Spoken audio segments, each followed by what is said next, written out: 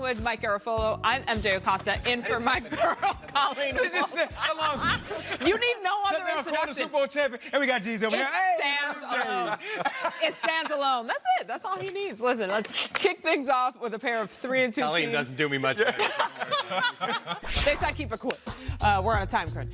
Teams rooting for the fourth consecutive season, the Eagles defeated Vikings back in 2016 and then again on their way to the Super Bowl in 2017. Now, Minnesota got a little revenge last year in Week 5, and tomorrow they meet again at US Bank Stadium in Minneapolis. So let's head to the land of 10,000 lakes, where Tom Pelissero has more on the marquee NFC matchup. It will be strength on strength Sunday at US Bank Stadium as Dalvin Cook in the Vikings run game goes up against the Eagles' top-ranked rushing defense. Vikings offensive coordinator Kevin Stefanski this week singled out Fletcher Cox and Brandon Graham as part of a special Philly front that attacks gaps, tries to disrupt things in the backfield, adding, "We have to be ready to match their intensity." On the other side of the ball, safety Anthony Harris told me they will challenge Carson Wentz the same way they do most quarterbacks.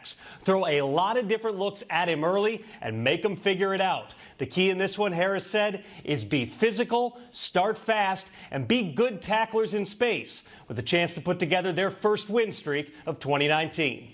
Now, we let Tom tape that because he had a big night with his wife last night. Sarah, they went to a concert. Lizzo!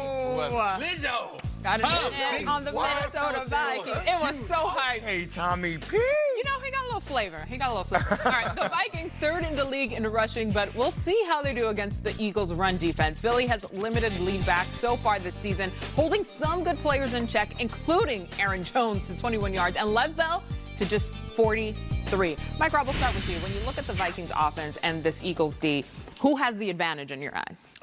Who has the advantage? The one that controls the line of scrimmage, and it seems like the Minnesota Vikings with Dalvin Cook in this run game has been controlling the line of scrimmage in almost every game that they've played in. And look, I know the Philadelphia Eagles have a great run defense, right? Fletcher Cox, all of those guys, they know how to get after it. But just because they did it the previous 5 weeks doesn't mean you got to test them and see if they're going to show up this week and stop the run. I make them stop Dalvin Cook first, and then you build the passing game off of that. And I would also try to get Dalvin Cook in some space. This might be one of the best backs at running screens. He understands landmarks. He understands exactly where to set up so that his offensive lineman can get in front of him. And then he might be the most explosive player on the field when this game starts. We'll see where this Eagles defensive line goes, because they had Malik Jackson to start the season. Mm-hmm. They lose him. Now all of a sudden Fletcher Cox is getting even more attention. That was the point, was who you're going to double team, and it'll free up Fletcher a little bit more. Fletcher told me last week that he actually feels like he's starting to arrive. He had that foot surgery in the offseason, and the first couple of weeks try to get things to happen it's not happening, and all of a sudden it started to respond. So he feels like he's now going. He's the only one that didn't have a sack last week, but that's not because he didn't play well. It's because of the attention that he was drawing. I still feel like this Eagles team, and this is a little bit of information, a little bit of just speculation, it's a little bit of everything. I feel like as we get closer to the trade deadline, let's see if they make a big move for their defensive line. Because I think they still, just knowing Howie Roseman, knowing what he had, one more pass rusher? One more something up. No secondary help. They tried. Yeah. And Jacksonville said, no, we're keeping them. But that was the only I know. I feel like they need some secondary help. And that's why I'm saying is my man Kirk Cousins has to step up in this game. I think he has an advantage over that Eagles secondary. When you think about the injuries they've had, Orlando Scandrick, was at the crib. Kudos to him. He's making plays. He made plays.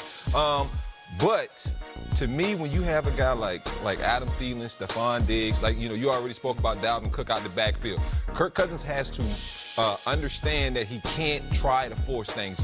We all say that Kirk Cousins can't play in big games. To me, this is a big game. So it's a big game. So what you saying? To me, this is a big game, and so I'm Cut that up. Kirk, lock in, bro. Lock in, because we know Zach Brown's already chirping. Zach Brown was a teammate of Kirk Cousins and myself in Washington. He's a linebacker now for the Eagles, but he said, look, we know they can run the football. We're going to do everything we can not to put the ball in Dalvin Cook's hands, who is the best player on their team. We want Kirk Cousins to throw it because that's what we think we can win. So the challenge has been issued. But, it's crazy, right? Because you would think as a quarterback, you would want that Absolutely. challenge. You know what I'm saying? Absolutely. That's the fun part. That's the fun part of it. I'm going to, you challenge me, and I'm going to go out here and have a great game.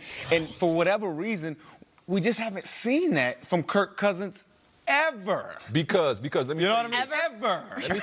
Ever. Let me tell you, this was always my problem with Kirk. And Kirk, you know I love you. But Hey, get him. it's always a but. It's always a but. He always tries to be someone else other than himself.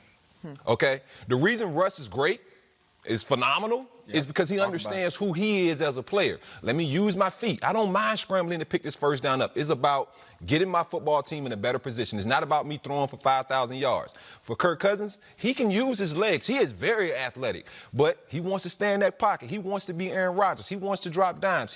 And so that's why when I saw him go to Minnesota, I'm like, that's not the best place for him, because he's in a division where he feels like he has to compete with those guys because he's getting paid like those guys. He wants the ball in his hands like those guys. He wants to make plays and throw the ball downfield. And sometimes it gets him in a little bit of trouble. That's why he go on the radio and apologize. Definitely an identity issue. Yes. That's why he going on the radio and apologize. Ain't no other starting quarterback apologizing to nobody. Hey, man, get open. Get up. I was a little shocked by that. I didn't think that was coming, but he's also a good guy. But And he's listen. a people pleaser. He's a people pleaser. At quarterback, you can't be a people pleaser. I'm going towards the Eagles a little bit because this is who I was watching, and there were some interesting comments out of their camp today. The running game, Jordan Howard. So Vikings have only allowed one rushing touchdown. That's the second fewest behind the 49ers this season. And earlier this week, Doug Peterson suggested that Jordan Howard could be sort of more of a lead back in this situation. Obviously, Miles Sanders has been great so far, but he's the more dynamic guy, the more consistent guy. Yeah. Getting those yards has been Howard. And historically, he's been great against Minnesota when he was with the Bears. And I think the reason why Doug Peterson feels that way, all the other backs need a little bit more space. This offense does a lot of things horizontally, right? When Jordan Howard gets the ball, it's north and south, right? He doesn't need a fullback. You know what I mean? You have to have a physical encounter trying to tackle Jordan Howard. They say he's always falling forward. Yes, He's always getting those always. yards. Yes, he is. And that's an important Everybody thing. needs a fullback. So. Jeezy. You threw it in. I like that. All right, let's take a look at the QB matchup. Carson Wentz and Kirk Cousins have met 5 times. Cousins leads in victories 3-2, but both guys are putting up good numbers with completion percentages over 65% and a passer rating around 100. So, guys, it's time to run through some names.